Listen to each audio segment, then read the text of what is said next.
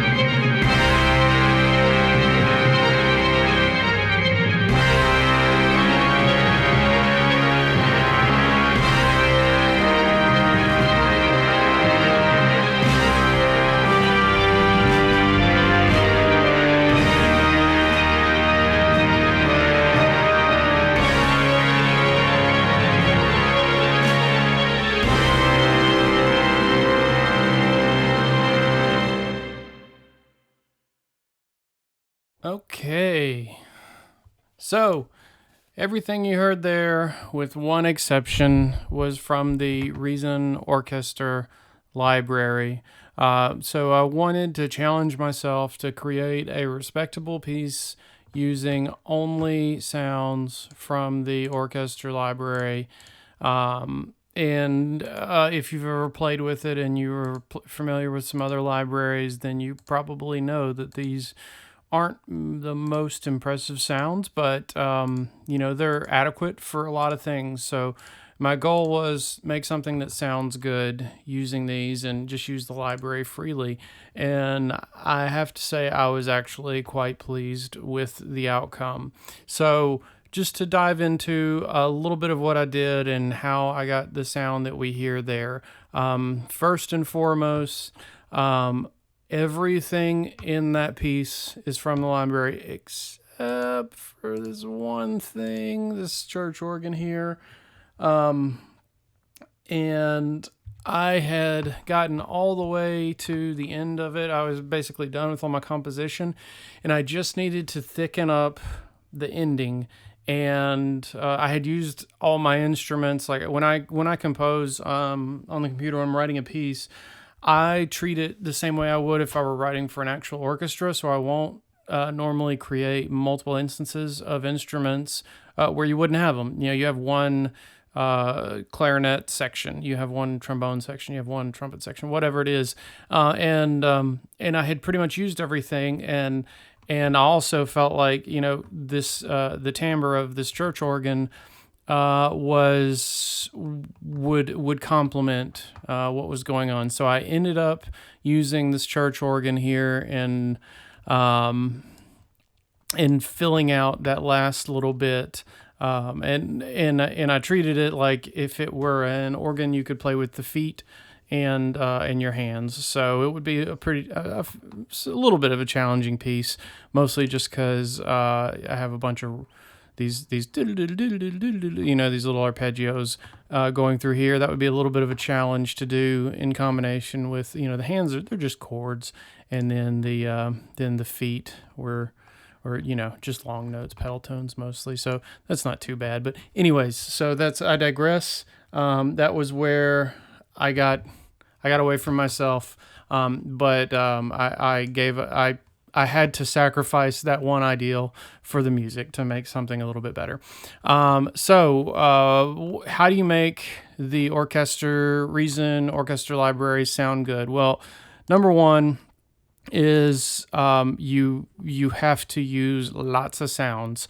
I quickly figured out that I was going to have to use tons and tons of sounds, and I did freely. But this honestly isn't any different than if you're composing for an orchestra. You don't think about, oh, well, these players can't do tremolo and these players can't do pizzicato or whatever it may be.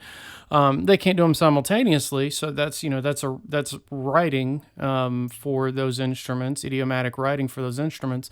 But yeah, you should be able to do them all. So you end up adding a ton of instruments. So, I opened up with the tremolo in the strings, and then ended up adding timpani and built it up a little bit more, and rolls. And there's stuff in here that, see this timpani, glissando. I used one note. And that was the thing that I don't know why, but I've always fought that in the past. It's always been something that I hated to add an instrument for just one note, and I would try to figure out a way to do something else. And I don't know why I was dumb like that, because it doesn't matter. It doesn't matter. Just do what sounds good is all that matters. And so yeah, just freely add instruments. Don't think about, oh, I'm adding one instrument for this one note. That doesn't matter.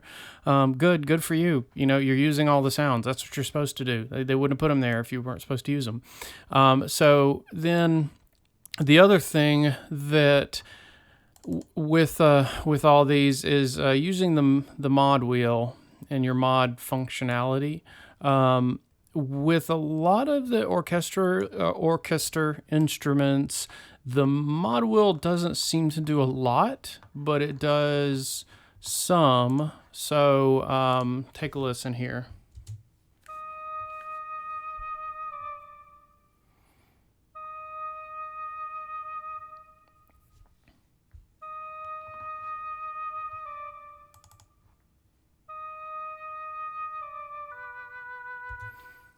So in that instance, it's actually making the it's adding vibrato as it increases. On a couple of them, it seemed like it was kind of changing the timbre a little bit as it increased or decreased. On things that are like double forte, then those are the ones where it seems to actually make the biggest difference. The mod wheel seems to actually make the biggest difference, like these trombones long. So there's not, so you can use, I used a lot there. And, here, let's listen to it so you know.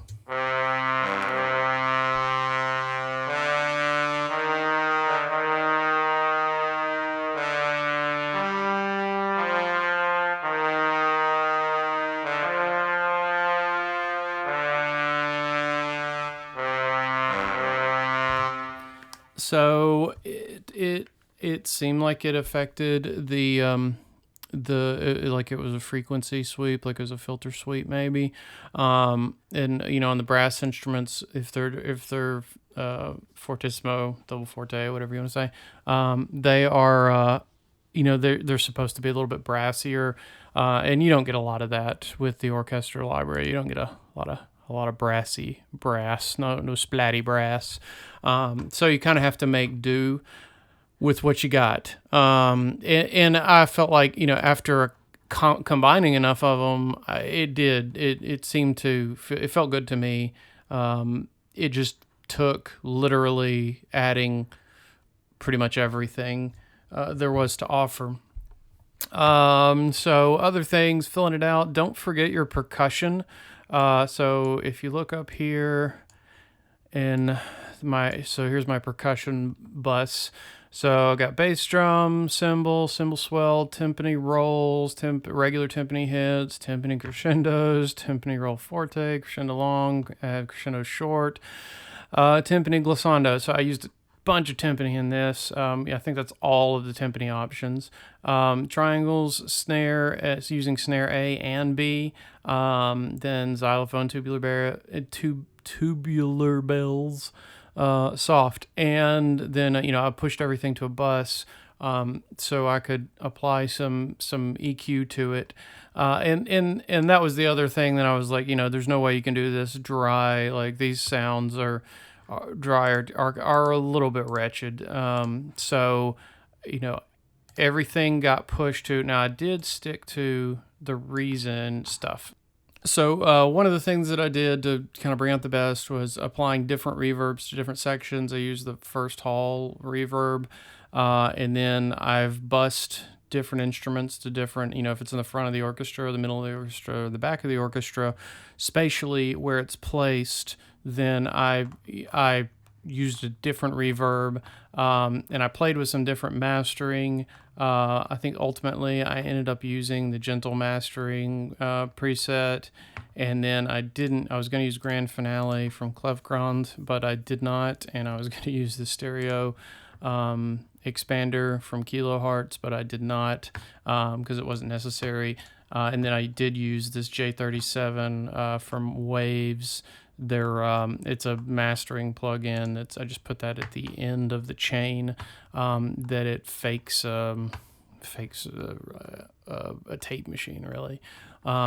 So everything got bussed to something different, to something appropriate. So like I really love the Isotopes neutron elements. So everything's bussed to some different version of that's appropriate for that instrument. And they have some great presets that you can just use those. So woodwinds have their own bus, percussion, string, brass, and then I took it to another level. In some cases, like the French horns got their own bus because I wanted to treat them a little bit differently. And this was another thing I used to not like to do was overly bus things and overly EQ things. I always felt like it should be like pure and true, and it should be good enough as is. And if the library that you're using costs $2,000 or more, then you might be able to get away with that. But when it's part of the default Reason package, then it maybe is not going to be quite like that. So you got to polish it up a little bit. So I did not use harp in this. I did use all of the brass. Let's see, percussion, I used a lot of it. I didn't use these percussion sets. I didn't use all the cymbals, didn't use shakers. Did not use wind chime or tom there, but used a fair amount of that. And then strings. So to add as a percussive effect, because I wasn't quite getting what I wanted, they do have this Bartok Pitts in the basses, and that's that's kind of a percussion instrument all its own. So I did use that on in the opening section to kind of drive it.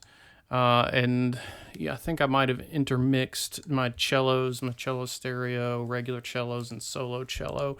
And same thing, solo violins versus regular violin section. I will reuse, if I only have one violin section, I will reuse the same one, because in a full orchestra, you have violins 1 and violins 2.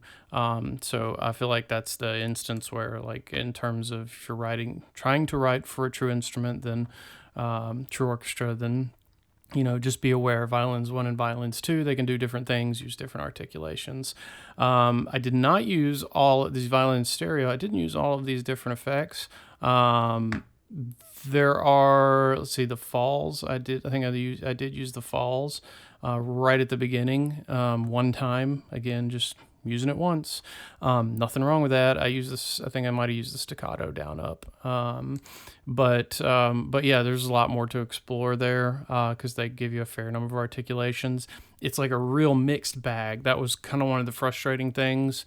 But this is really an experiment in playing with limitations. So, bass clarinet. I love bass clarinet. It's one of my favorite sounds. So you got staccato, you got longs, you got light versions, which you don't really need to use because most computers can handle the regular ones now. And then you got Shrek. And I was just like, what is this? And Shrek is a really cool noise that really is a bass clarinet only kind of noise. But of all the things they could have included, they're like, we're going to throw in Shrek. And it's just a ridiculous effect, really. There were a few times where I wanted trills in different instruments and didn't have them. So it's like you got bassoon trills, you got some flute trills in there, half step, whole step. But you don't have it up for everything.